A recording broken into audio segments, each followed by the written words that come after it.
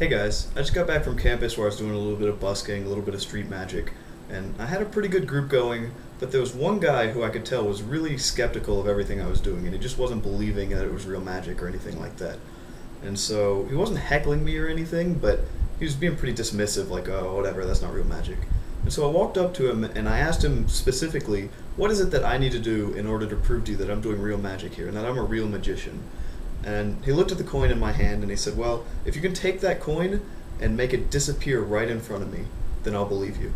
And I don't mean like throwing it back and forth or anything like that. No moves. I need to see you do it with just one hand. And so I said, well, I like a challenge. So I took the coin and put it in my right hand just like that. Took my left hand and put it behind my back. And so I walked up to him and I said, look, I've got this coin right in front of you, right in front of your eyes in my one hand. And watch, if you look really closely, you'll see that it disappears entirely, just like that. And I can reach out and grab a new one out of the air and make it come right back really easily. And so after I did that, this guy turned into my biggest believer, and it just brought the atmosphere so far up compared to what it was before. Because if you can take your biggest hater and turn him into your biggest fan, it makes everybody there believe you that much more. And so keep that in mind when you're doing magic, guys. Alright guys, let's jump right in with how to do the trick. First off, you're only going to really need one grip in order to perform this trick, and it's something called the JW grip. And it looks a little something like this. Alright? So that's what it looks like from the magician's point of view. From the spectator's point of view, it's going to look like that. Alright? Now back to the magician's point of view. Essentially what you've got is you've got the coin held horizontally in your curled index finger, just like that. Alright, your middle finger is going to be straight out in order to block the view of the spectator. Your other two fingers, your ring and your pinky, are going to be flayed up as much as you can to kind of show an empty hand.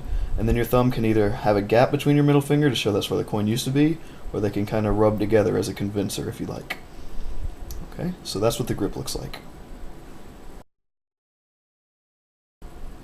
Okay guys, now that everybody understands what the JW grip is, let's show you exactly how you're going to get into the JW grip for this trick. You're going to start off by holding the coin in between your middle finger and thumb, like this, displaying it openly so they can see exactly where the coin is.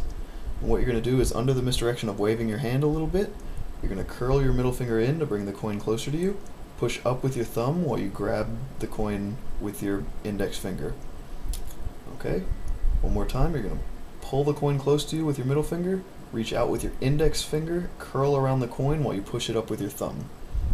Okay, this is a little bit of a momentum-based move, so if you do it quickly, it'll be a little bit easier, because when it's right about here, it's at risk of dropping. So if you do it quickly, you're less likely to drop it. Okay, so curl in, push up, and grab.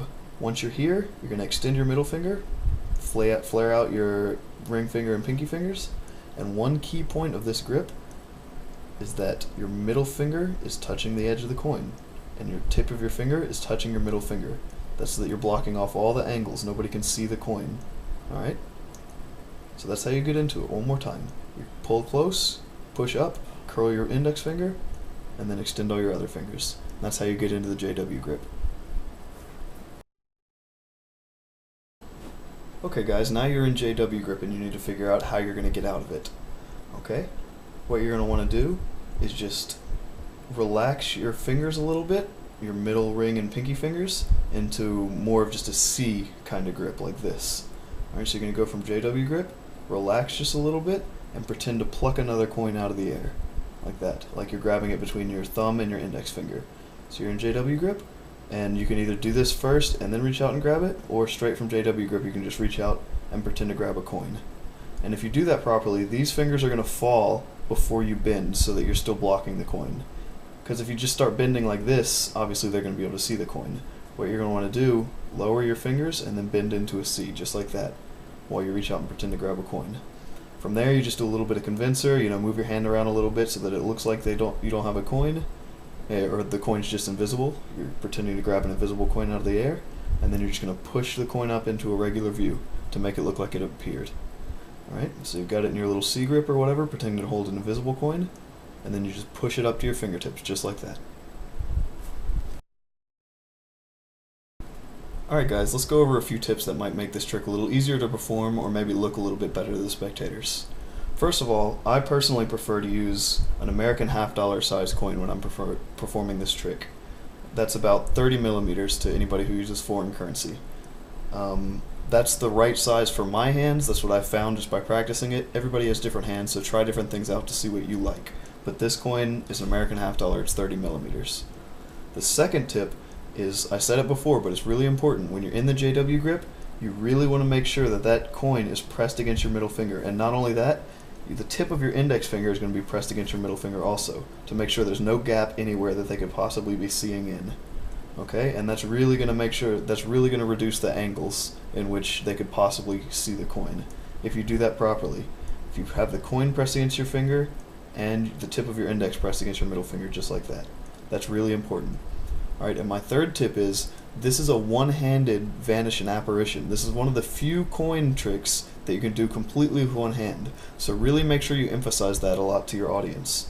Okay, because really that doesn't happen very often. Most tricks require two-handed puts and takes and tosses and switches and ditches and all kinds of stuff. But this one you can do entirely with one hand. So make sure they know that, because it makes it a lot more impressive.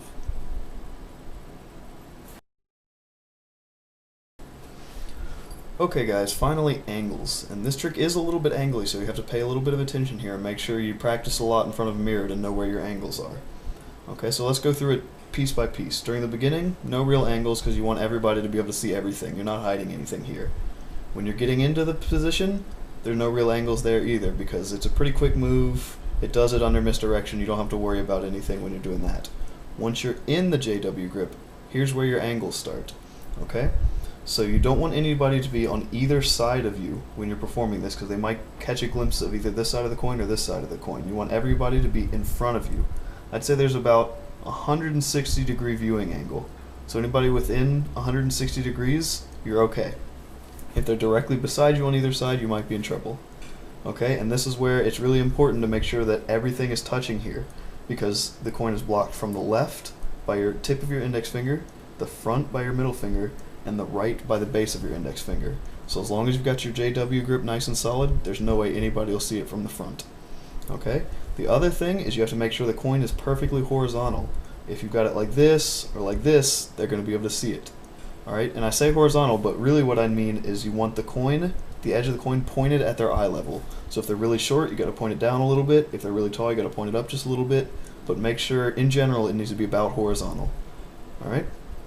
Okay, and when you're getting out of the JW grip, your angles are pretty much the same. When you're here, you don't want anybody on either side of you. This gives you a little bit more leeway to go up and down, but obviously you don't want to hold it like this or they'll see it, or like this because they'll see it. But once you're here, you've got a little bit more leeway to where they can't see anything. Alright, and then once you're getting out of the getting out of this grip, this C grip, you just push it up to your fingertips. There's no real angles. Obviously, if anybody's behind you, they'll see what you're doing. But as long as they're all in front of you during the whole trick, you should be okay. Just make sure you have the JW grip down really well to where you're blocking anybody's view.